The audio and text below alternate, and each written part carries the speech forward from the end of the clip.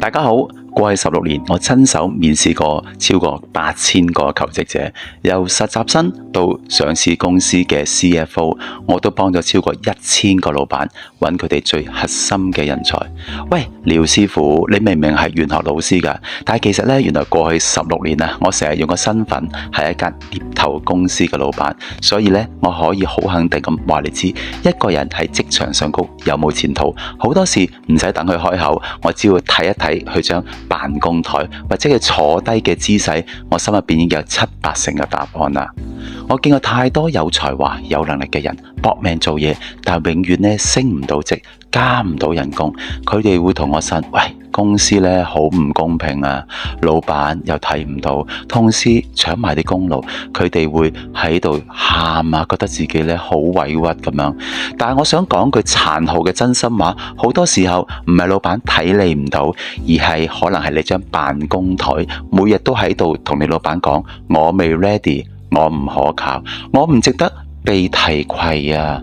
你個辦公台就係你職場上嗰個個人品牌，係你無聲嘅 CV 啊！今日呢，我唔單止會用風水師嘅智慧，更會用我16年獵頭公司老闆呢個面試嘅技術啦，教你點樣佈置你嘅職場戰鬥位，將你發出嘅負面信號扭轉成為成功嘅磁場。想升職加薪呢條片唔好眨眼，睇落去啦！一般人覺得咧風水咧好似好迷信，但係其實咧佢係一個環境心理學啊，同埋能量嘅管理學。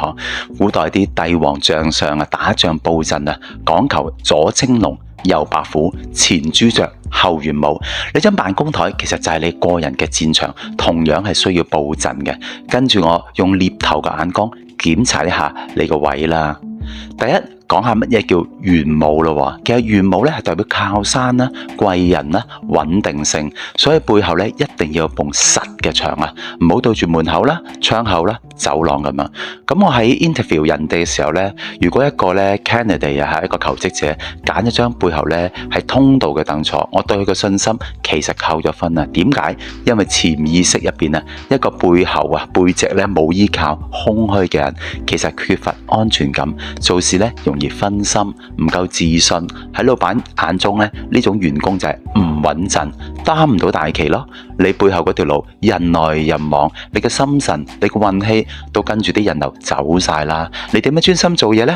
貴人又點會扶持一個睇落咧隨便走佬嘅人呢？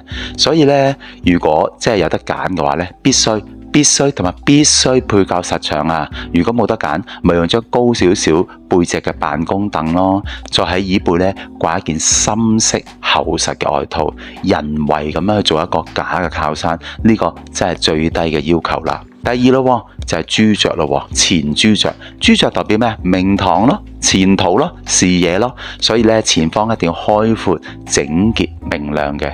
如果當老闆行過嘅時候咧，見到你張台面咧堆積到成座山咁高，啲文件啊、雜物啊亂七八糟，佢個腦就出現一個信號咯。喂，呢個人咧 overload 啦，佢嘅管理能力咧真係好差，千祈唔好俾啲新嘅 project 佢啦。一個開闊嘅台面代表你思路清晰，處事咧有條理，隨時可以迎接新嘅挑戰。你嘅前途就係你台面嘅空間，空間越闊，前途梗係越廣啦。所以基本上咧，台面咧要保持70% 嘅乾淨度啊、清空度啊，將所有雜物咧清走，文件咧用文件夾花起去，電腦 mon 下頂咧唔好亂咁實嘢。你嘅視線清晰啲，財路自然就會清晰啲啦。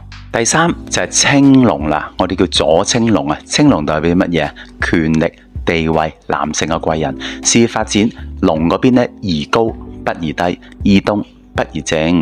咁所以咧，我觀察就係龍強虎弱啊，喺職場上高咧好關鍵嘅。我見過所有成功嘅高級經理人，佢個辦公台面嘅左手邊通常都擺住一啲有氣勢嘅嘢，例如公司嘅電話、電腦嘅主機，一個咧生得好茂盛嘅植物，或者一個獎座、獎杯咁。呢個信號話俾全世界都知，我係一個有影響力、有話事權嘅人。如果你左手邊空空如也，或者擺住啲無關痛癢嘅嘢，等於同人講：喂，我冇所謂啦，你話事啦。咁點樣升職啊？所以左手邊擺高嘅嘢，例如一個台燈啦，一盤高身嘅植物啦，或者將你嘅 mon 咧移到去左手邊。總之要令到你嘅左手邊睇起嚟比右手邊咧更加有氣勢嘅。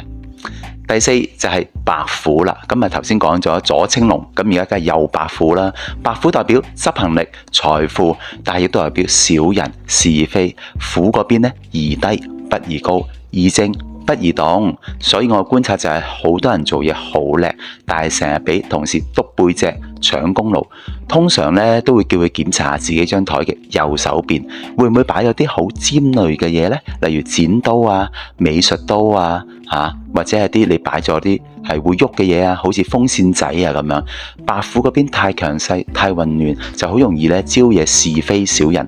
你將啲武器放喺右手邊，等於時刻都處於戰鬥狀態，自然會吸引敵人啦。所以右手邊擺靜嘅嘢，將所有文具啊，例如筆、記事簿整齊放喺右手邊，所有尖嘅嘢用完即刻收入櫃桶，同時保持咧右手邊平靜同埋整潔，小人咧自然就唔會埋身噶啦。另外，辦公台面上邊有一啲要擺，亦都有啲唔好擺嘅嘢。要擺嘅包括咩？就係話一啲招財樹、金錢樹呢啲闊葉嘅植物。喺我眼中咧，一盆生機勃勃嘅植物咧，代表住呢個人有責任心啦，識得照顧生命，有活力。老闆見到你都充滿正能量啦。唔好擺啲咩啊？假花咯，乾花咯。我見咧有個女仔中意擺啲乾花咁樣，覺得好靚喎。但係能量上高，呢個係死亡嘅能量，代表枯萎凋謝。你希望你嘅事業好似乾花咁樣咩？枯咗咩？第二咯，唔好擺垃圾桶，尤其係右邊嘅白虎位。垃圾桶係啲污糟嘅空氣嘅來源，放咗喺度，等於日日同啲負能量為伴，仲會催旺小人，所以最好收喺台底咧見唔到嘅地方。各位朋友，職場好似戰場咁，努力同埋實力咧係你嘅武器，但係風水嘅佈局就係你戰壕同埋盔甲啊，佢唔能夠保證你百戰百勝，但係絕對可以幫你擋走好多無謂嘅暗箭，同埋放大你努力嘅成果。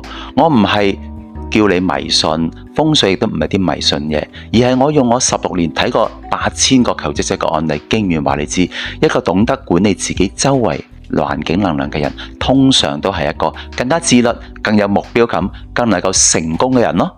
今日開始唔好再怨天尤人，我俾一份職場升職嘅功課你，聽日返到公司用我頭先教你嘅權力4象陣，幫你將辦公台做一次全面嘅體檢。